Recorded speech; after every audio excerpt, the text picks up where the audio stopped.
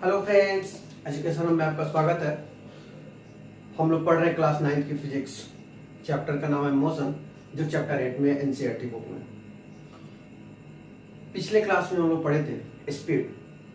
ठीक है, आज का जो टॉपिक हम लोग लेकर आए हैं वो वेलोसिटी से रिलेटेड है। स्पीड में हम लोग पढ़े थे कि कोई ऑब्जेक्ट डिस्टेंस चेंज करता है यूनिट टाइम में, उसको हम लोग स्पीड बोलेंगे। उसका मीनिंग होता है चाल। ये भी देखे थे कि स्पीड में जो होता है वो डायरेक्शन नहीं होता है, बस जस्ट अगर डायरेक्शन हो गया तो क्या हो जाएगा, वेलोसिटी हो जाएगा। तो टॉपिक आज का होगा वेलोसिटी। वेलोसिटी, ठीक है। तो लिखेंगे the displacement per unit time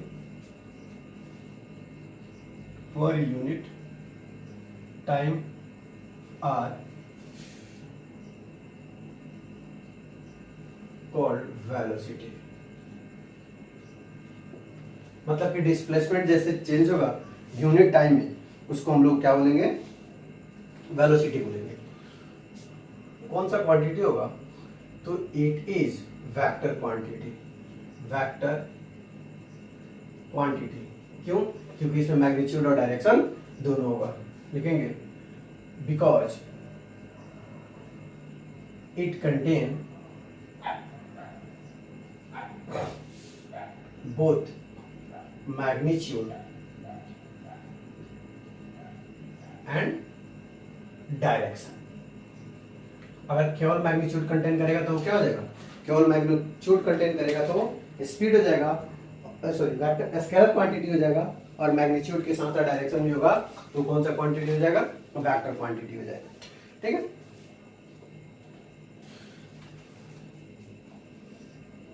it can be zero.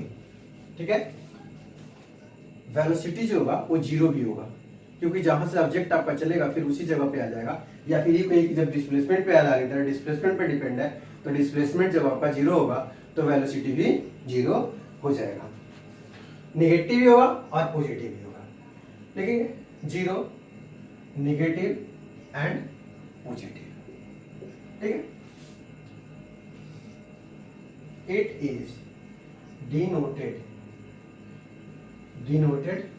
by v के ऊपर अगर एरो देखोगे तो होगा वेक्टर क्वांटिटी। ठीक है, तो क्या हो जाएगा, वेक्टर क्वांटिटी हो जाएगा। अब वेलोसिटी इज इक्वल टू लिखेंगे,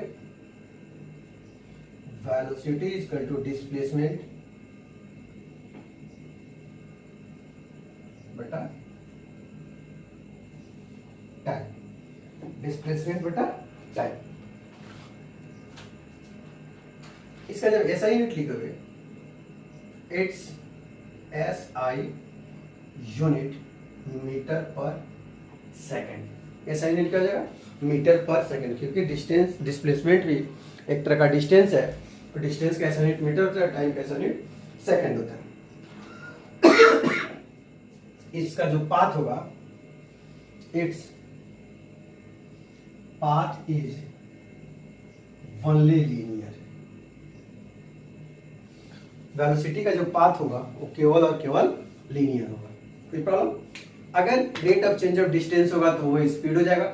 स्पीड में डायरेक्शन नहीं होता है, वेलोसिटी में डायरेक्शन होता है, तो हम लोग कहेंगे rate of change of displacement. Displacement का अर्थ हुआ कि उसमें डायरेक्शन होगा। लिख लीजिए,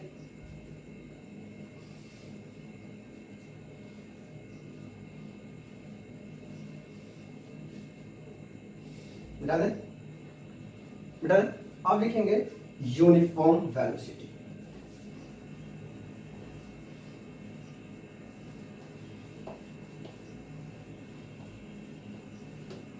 यूनिफॉर्म वेलोसिटी, यूनिफॉर्म का अर्थ क्या होता है, एक समान। तो एक समान वेलोसिटी, वेलोसिटी को हिंदी में कहते हैं वेग।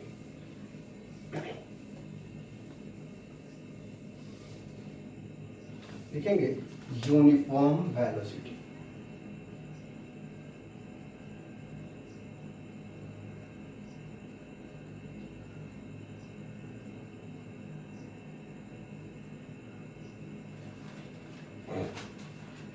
A body can travel. A body can travel in specified. Specified का अर्थ हुआ स्पेशल केस में, specified direction in straight line with equal distance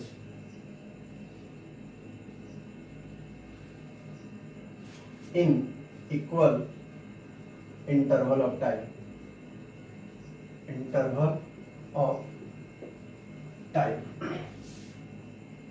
are called uniform velocity. Specified direction का अर्थ हुआ या तो हो सकता है नॉर्थ हो, या हो सकता है साउथ हो, ईस्ट हो, वेस्ट हो, मतलब उसकी डायरेक्शन फिक्स हो। और जब डायरेक्शन फिक्स होगा तो ऑब्जेक्ट निश्चित 110% वो लीनियर होगा, लीनियर पाथ में होगा, ठीक है। और यूनिफॉर्म का अर्थ जानते हैं equal distance equal interval time. इसका दूसरा नाम है constant velocity. It is also known as constant velocity. Constant velocity का अर्थ हुआ फिक्स्ड वेलोसिटी, मतलब कि डिस्टेंस और टाइम दोनों आपस में क्या हो, इक्वल हो। तो देखा, लिखिए इसको एक बार फिर से समझ लीजिए, पहले लिख लीजिए इसको।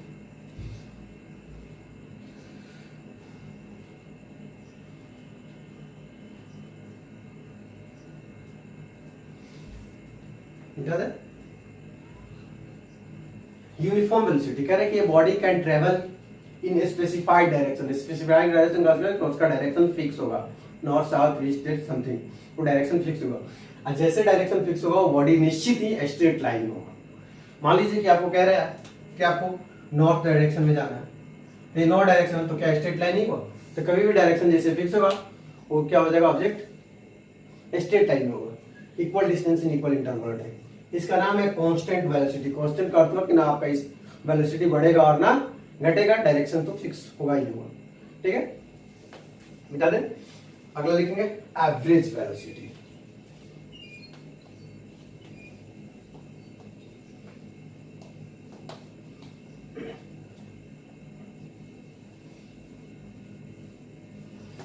एवरेज का अर्थ होता है औसत। तो औसत वेलोसिटी का मीनिंग होगा इनिशियल और फाइनल वेलोसिटी का जो सम होगा, अर्थमेटिक सम होगा, वही आपका हो जाएगा average velocity.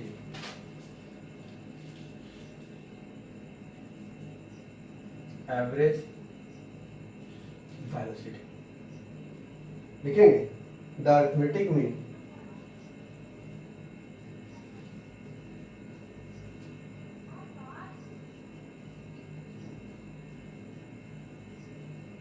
arithmetic mean of initial velocity and final velocity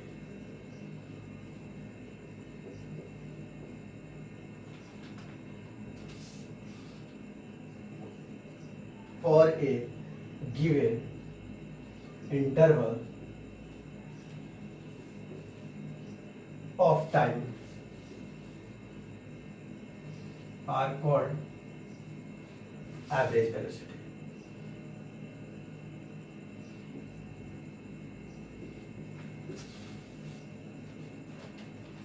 It is denoted by v के ऊपर रेक्टिंग होगा, स्टार हो जाएगा, ठीक है। तो लिखेंगे average velocity is equal to average velocity is equal to initial velocity plus final velocity बटा 2, that is u plus v बटा 2। इनिशियल और फाइनल वेलोसिटी का जो क्या होगा, सम होगा, अर्थमेटिक मीन होगा, वही आपका हो जाएगा एवरेज वेलोसिटी।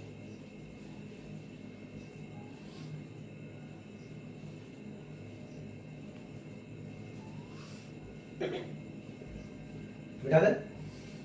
अगर कोई डिफरेंस आपसे पूछे स्पीड और वेलोसिटी में डिफरेंस क्या है, तो क्या डिफाइन करेंगे? तो लिखेंगे difference between speed and velocity.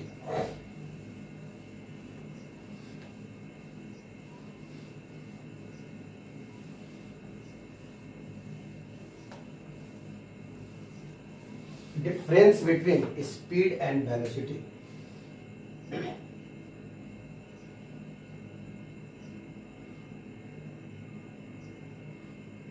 Difference between speed and velocity. Speed और वेलोसिटी में डिफरेंस क्या है, इसको लिखेंगे, लाइन ड्रॉ करेंगे। एक तरफ लिखेंगे स्पीड और दूसरी तरफ लिखेंगे velocity. First point the rate of change of distance होता है स्पीड में, लिखेंगे the rate of change of distance पर यूनिट टाइम। और वेलोसिटी में क्या होता है, डिस्प्लेसमेंट हो रहा है, तो लिखेंगे द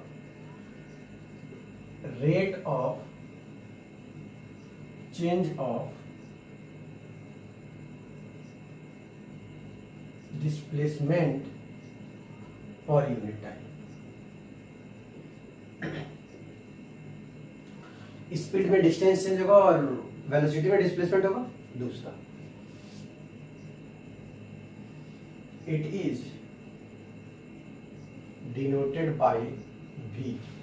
वी होता है लेकिन बस इसके ऊपर क्या होता है, रेकॉर्डिंग होता है, एरो होता है। It is denoted by V. इसका अगर फॉर्मूला लिखोगे स्पीड इज इक्वल टू क्या लिख सकते हो, डिस्टेंस बटा टाइम। पॉइंट है।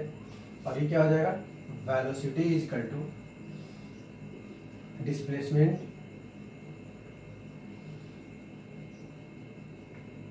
बटा टाइम। दोनों का ऐसा यूनिट सेम होता है इसलिए वो डिफरेंस वाली।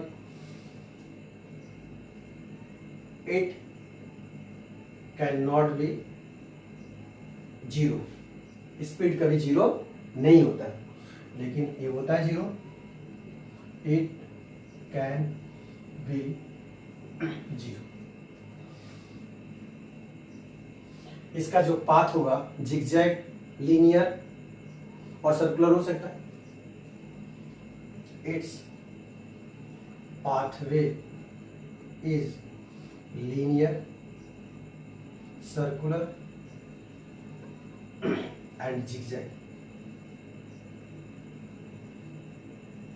और इसका जो पाथ होगा क्या होगा, its path way is only linear. इसका जो पाथवे होगा वेलोसिटी का क्या होगा, लीनियर होगा। ठीक है। और एक क्वांटिटी कौन सा होगा, ये स्केलर होगा और ये वेक्टर होगा। तो लिखेंगे and it is a scalar quantity. और इसका क्या हो जाएगा,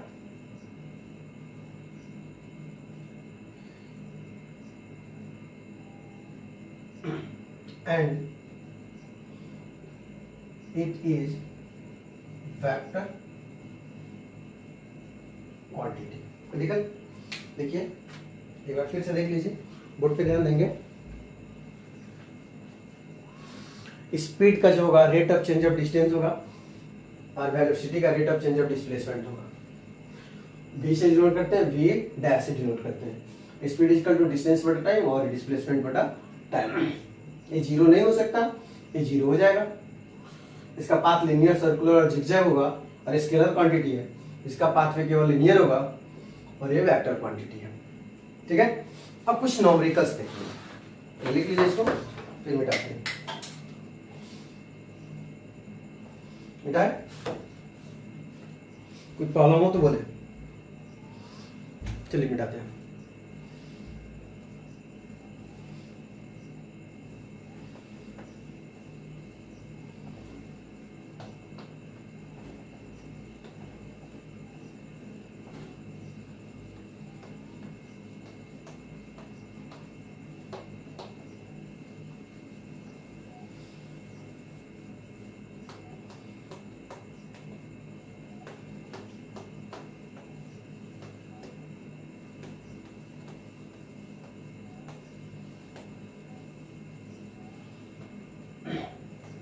एक क्वेश्चन है, a car travel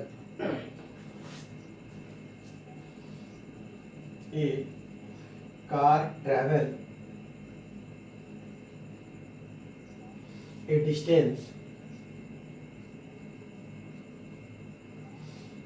distance of 200 kilometer from Delhi to Ambala.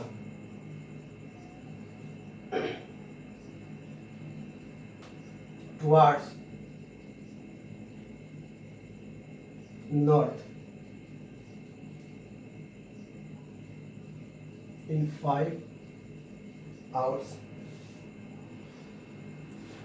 Find velocity. Velocity निकालना। सॉल्यूशन में वेलोसिटी इज इक्वल टू क्या होगा, डिस्प्लेसमेंट बटा टाइम।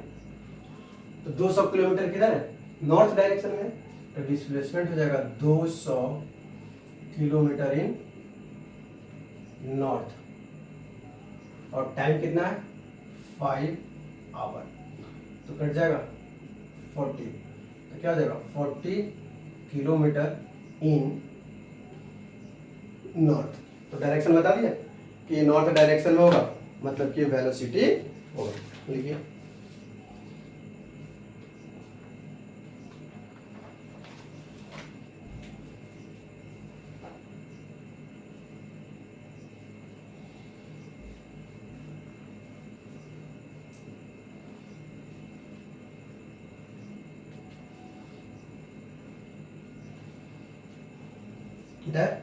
एक और क्वेश्चन लिखते हैं।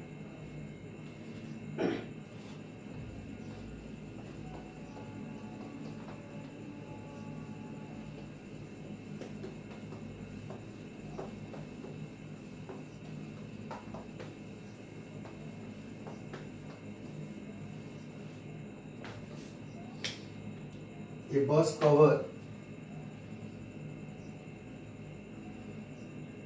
cover a distance 250 kilometer from Delhi to Jaipur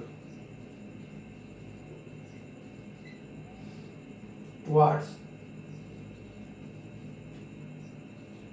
west in 5 hours in the morning,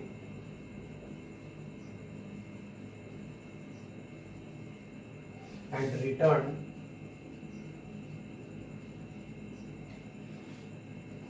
to Delhi evening. The same distance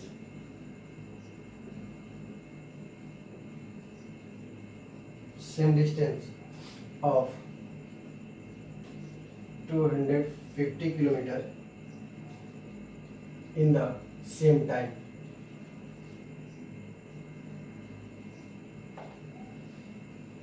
In 5 hours.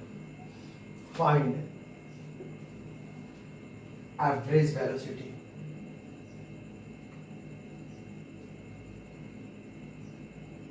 in whole journey.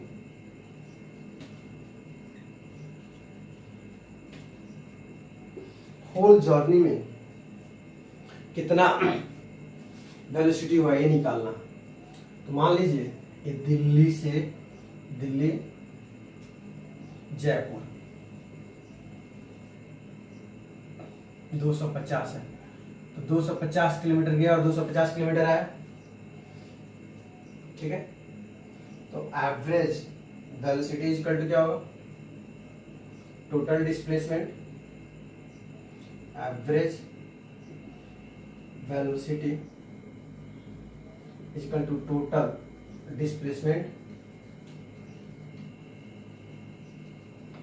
बटा total time.